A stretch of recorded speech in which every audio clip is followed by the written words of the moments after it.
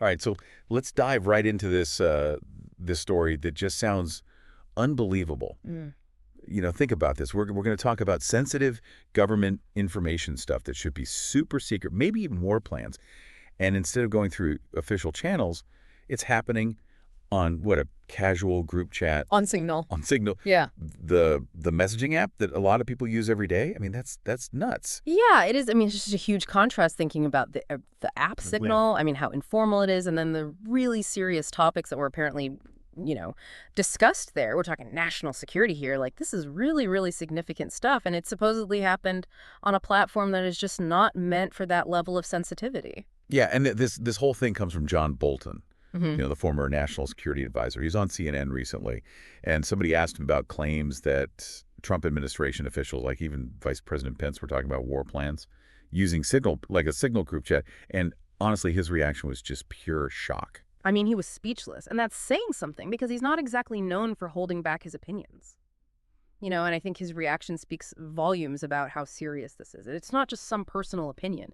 This is a guy who understands the protocols and the expectations for how national security information is supposed to be handled. So in this deep dive, what we want to do is really get into the concerns and the implications that Bolton highlighted.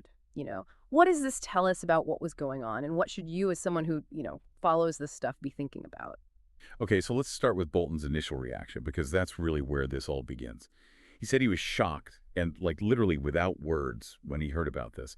And for someone who is known for being outspoken, that tells you something, right? Absolutely. Yeah. And it wasn't just, being shocked about the information itself. It was about how they were communicating. He even said, I can't imagine anybody would use Signal to talk about something like that. And he was really clear about Signal's encryption. He told CNN, if you think Signal is equivalent to U.S. government secure telecommunications, think again. That's a pretty serious warning about the difference in security, wouldn't you say?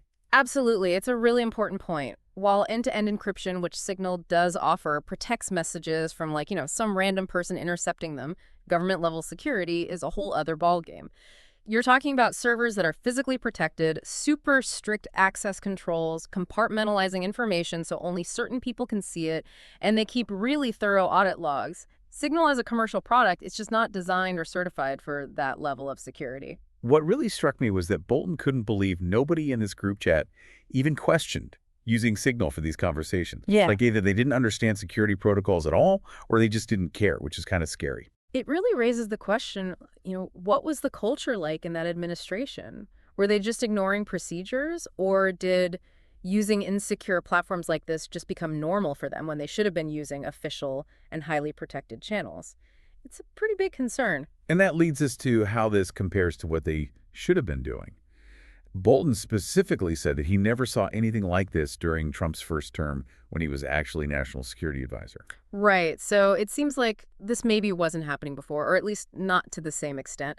But Bolton's very clear about the proper way to have these kinds of discussions. Yeah, he said topics like the ones they were talking about, and he even mentioned this phrase, let's bomb the hoodies. Yeah. He said stuff like that has to happen in a secure environment. He mentioned the Situation Room Principals Committee meetings, which are these high-level meetings where they talk national security, or a full National Security Council meeting with the president. These are the places that are equipped for these conversations, right? Exactly. Those environments have secure communication lines, strict protocols for handling classified information, and a really important thing is they keep records, so who said what and when. The whole point is accountability, and that's something you just don't have with an informal group chat on a personal app. And then there's that story about Vice President Pence disagreeing with something in the Signal chat after a decision had already been made. Bolton saw that as a sign of dysfunction. Yeah, what's really telling is that the usual decision-making process seems to have completely broken down. If you're talking about important matters and making decisions in this informal way, and then a top official disagrees after the fact, well, it makes the whole decision look kind of illegitimate and ineffective, doesn't it? It's like they did everything backwards. Yeah. And Bolton also pointed out that even if people couldn't physically be there for these discussions, they have secure government phone lines so they could participate remotely. So saying that they needed to use Signal because it was more convenient doesn't really fly. Right. They had secure options. And there's a reason those are the standard. Convenience shouldn't ever come before security, especially when it comes to national security. He even said, and I thought this was interesting, that he's kind of old-fashioned and believes some things just need to be discussed face-to-face, where you can really have a back and forth and understand each other's perspectives, not just sending quick messages back and forth. That's a really good point. It's easy to miss nuances or misinterpret things when you're just texting. When you're face to face, you can have a real debate, clarify things, and you can pick up on those nonverbal cues too. You just lose a lot of that in a digital conversation. So let's get into the legal side of this. Mm. Did they break any laws by using signal petignal?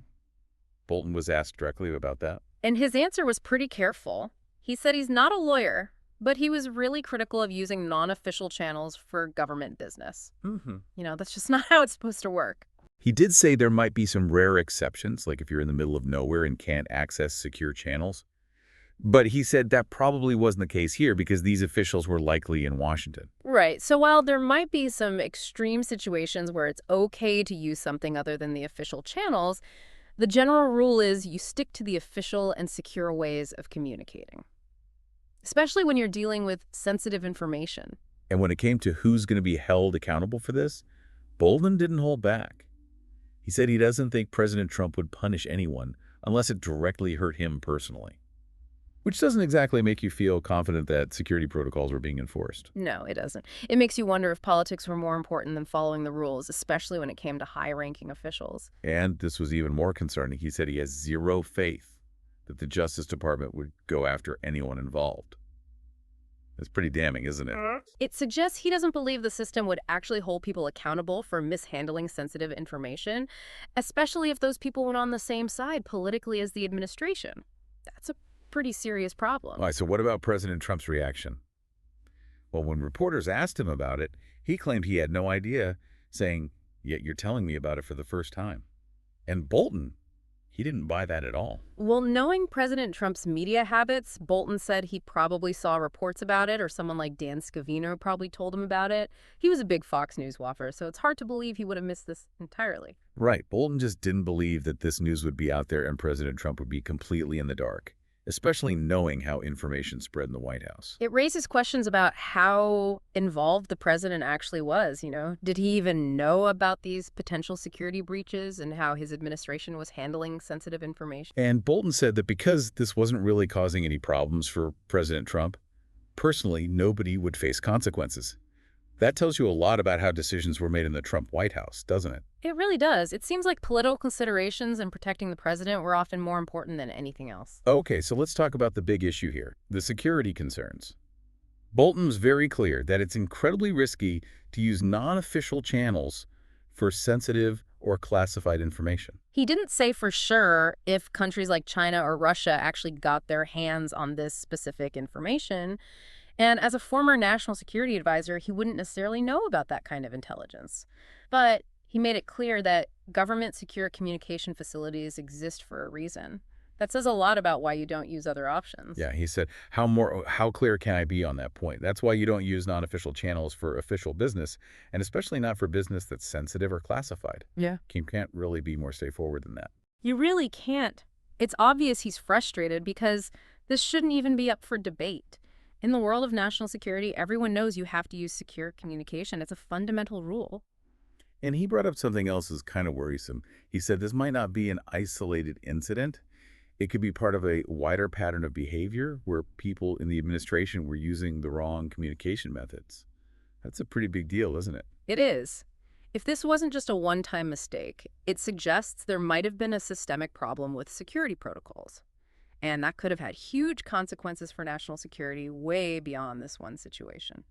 Okay, lastly, let's talk about Jeffrey Goldberg, the reporter from The Atlantic who got this information. Yeah. Bolton had some thoughts on how he handled it. Bolton said Goldberg was skeptical at first, which is a good thing for a journalist to be. He didn't just take the information at face value. He did decide to report that this signal chat existed, but he left out a lot of classified information that he learned about. And Bolton seemed to think Goldberg did the right thing. He didn't publish anything classified. Yeah, he seemed to agree that Goldberg handled a tough situation responsibly. He didn't want to put classified information out there.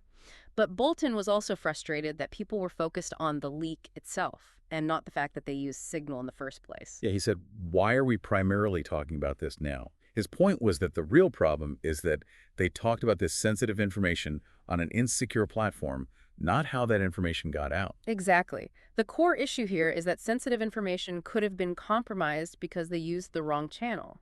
The fact that it was reported is just a result of that initial mistake. So to sum up for you, the listener, John Bolton's reaction is a huge red flag. We're talking about a former national security advisor being shocked and disbelieving that they would handle sensitive military information so casually on a platform that's not meant for secure government communication. The big takeaway here is that they might have ignored the rules for secure communication, that they put national security at risk by using non-official channels. And it makes you wonder about what was really going on in the Trump administration. Right? We're left with some important questions. Why did they use Signal for these discussions? Did they think the benefits outweighed the risks? And what does this whole thing tell us about the White House's attitude towards protecting national security information? It makes you think about this. If secure communication is so important and security breaches can have such serious consequences, what does this tell us about how they balanced convenience and national security at the highest levels of government? And how can this help you think about information security in your own life, whether it's at work or in your personal life? Great questions. Thanks for joining us for another deep dive. Thanks for having me.